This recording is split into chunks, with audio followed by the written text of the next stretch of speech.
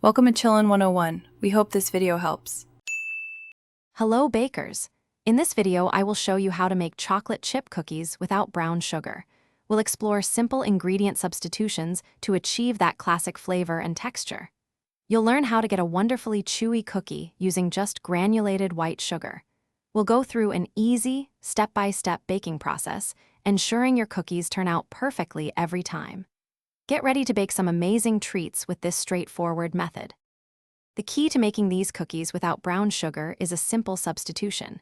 Instead of brown sugar, you will use all granulated white sugar. To replicate the moisture and subtle flavor notes of brown sugar, add 1 tablespoon of molasses for every 1 cup of white sugar called for in your recipe. This small addition makes a big difference, giving your cookies that familiar depth and chewiness without needing any brown sugar at all. It's a clever trick for a delicious result.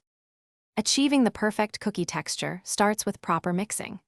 Begin by creaming your softened butter and the sugar mixture for 2 to 3 minutes until it becomes light and fluffy. When incorporating the dry ingredients, mix just until combined. Overmixing can lead to tough cookies. Once your dough is ready, drop rounded tablespoons onto a baking sheet. Bake these delightful cookies at 375 degrees Fahrenheit for optimal results, ensuring a golden brown finish. For truly chewy chocolate chip cookies, a few secrets are essential.